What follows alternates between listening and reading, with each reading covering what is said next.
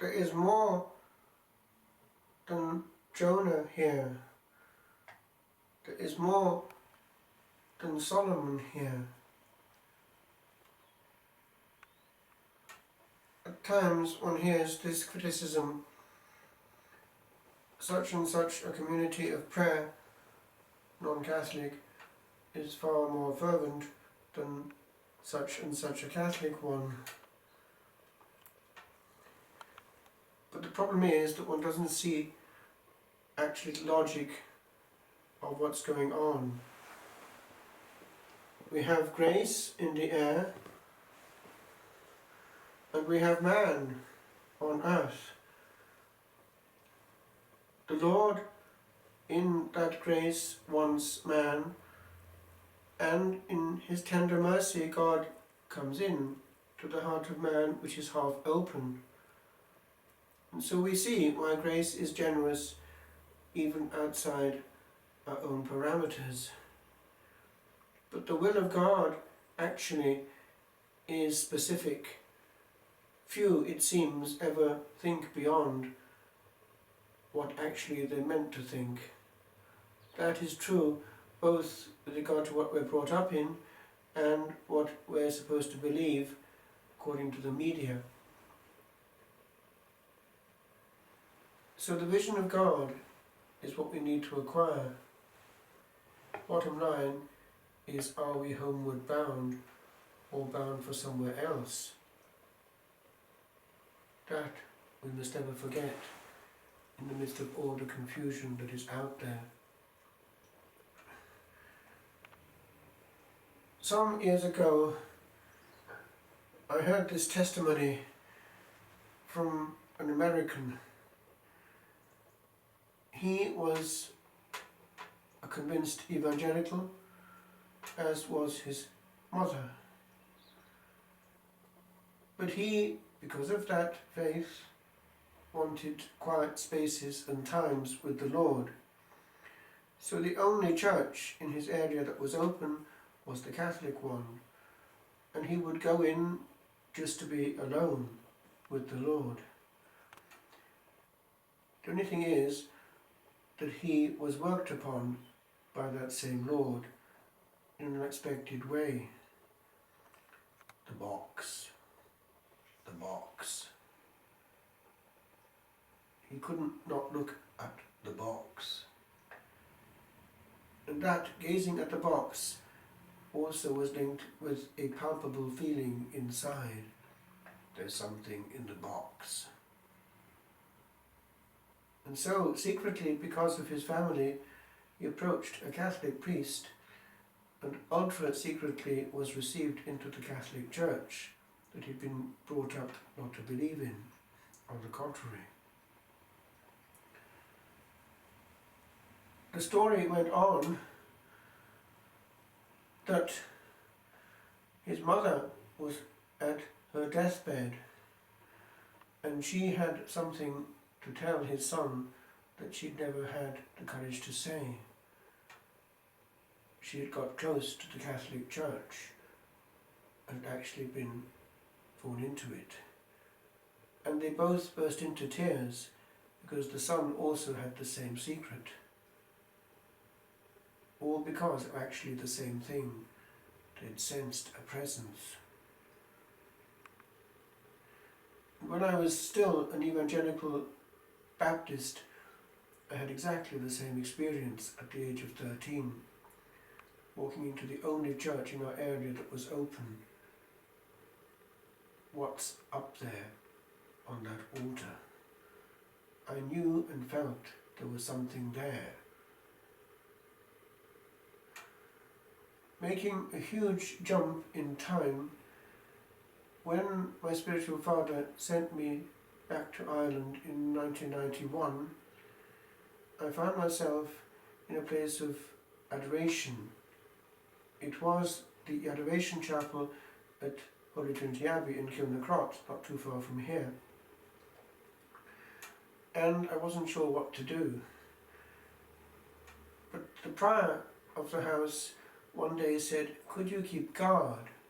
There was no one before the Blessed Sacrament exposed. And so I went, and without any fuss or bother or dramatic noise or phenomenon, the same thing came back, only this way in a specific form. I am here. Why look any further?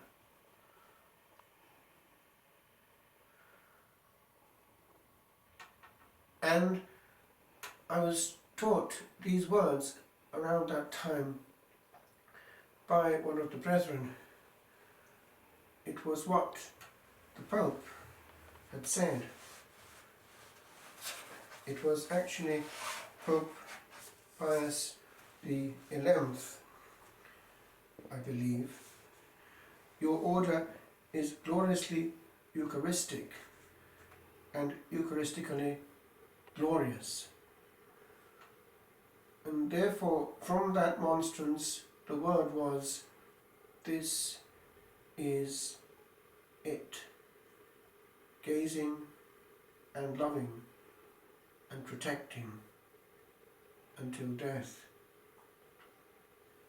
And so I wrote these words, because here, very different from the Protestant setting in which I've been brought up, it didn't depend on the charism of the person in the centrally situated pulpit, but on the Lord gazing from the centrally situated monstrance. The optic was different. There is something greater than Jonah here. 'Tis good, 'tis good to be forever thine, to gaze upon thy throne, and in thy home to have my little dwelling, even mine, hard by thy tent, where thou dost whisper, come, come often, come in closer, come and stay. A lengthy moment here, where men come not for converse with their God upon their way, to regions where much action is forgot.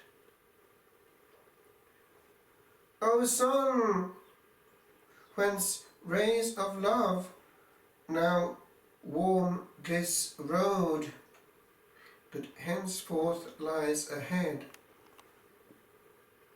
I would thee feel, thee fondle, handle, and this small abode e'en ere with my loving shelter, and oft kneel where angels are, where matters of great weight can, for an unknown matter, stand and wait.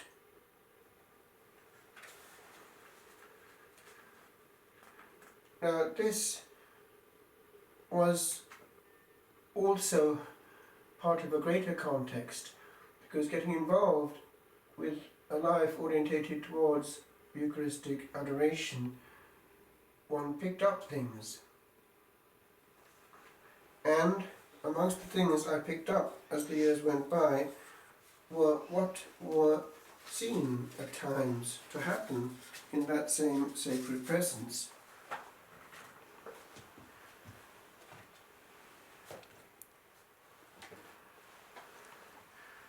In 1994, I was coming back from Rome, and I was told by the person picking me up at the airport that there was a weeping statue in Ireland, and I said there is one also in Italy at Civitavecchia.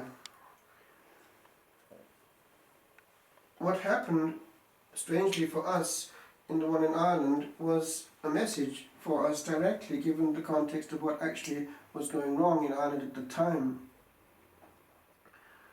And 2 pictures were taken by my friend before this weeping statue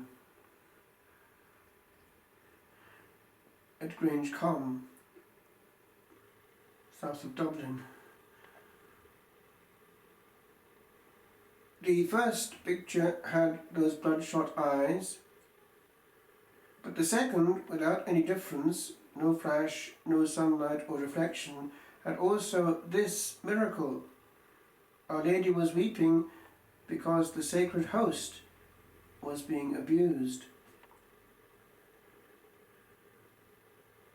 The priesthood was not always respected. Things were going wrong. We showed it to the lady of the house, since died, and she brought out of her room something which was pretty well exactly the same miracle example had happened for somebody else. And this has been happening quite a few times. I was given this one day. It happened at Medjugorje on Good Friday, April 2006. And there's no sacrament in church because it's Good Friday, but the Lord has given a sign. But that sign has happened more than once in that same place and other places. The Blessed Sacrament is the sun around which turns the cosmos. We have something greater than Solomon here. Questi segni sono dati dal Signore per indicare la sua presenza e la sua centralità. L'Eucaristia è il sole al centro del cosmo.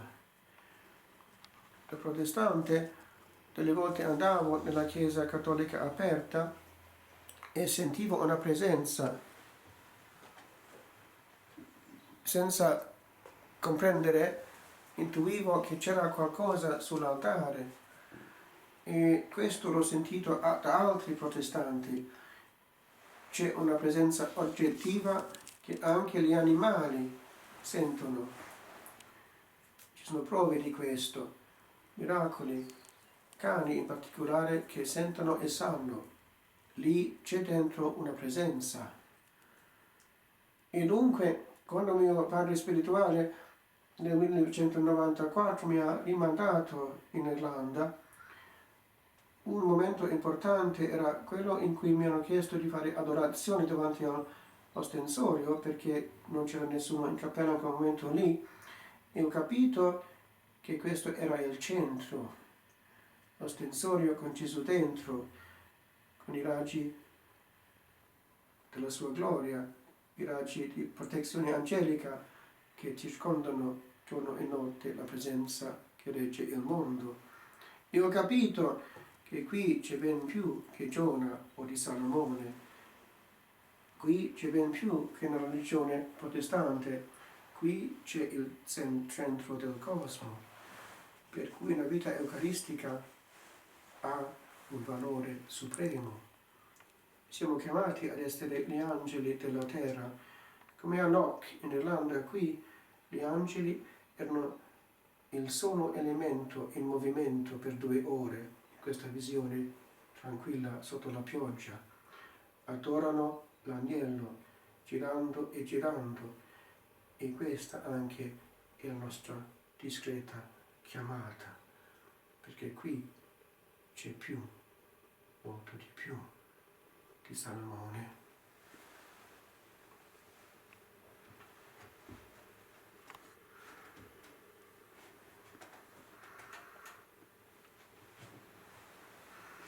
Purificami, Signore, del mio peccato.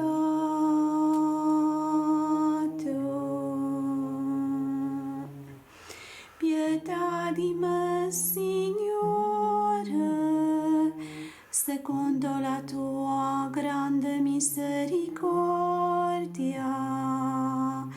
Nel tuo affetto cancella il mio peccato.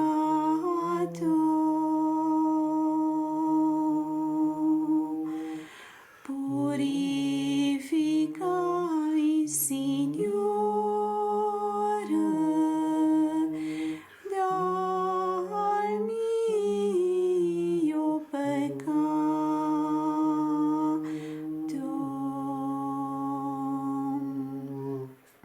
Crea in me, o Dio, un cuore puro, rinnova in me uno spirito saldo, non respingermi dalla tua presenza e non privarmi del tuo Santo Spirito. Purificami, Signore, dal mio peccato.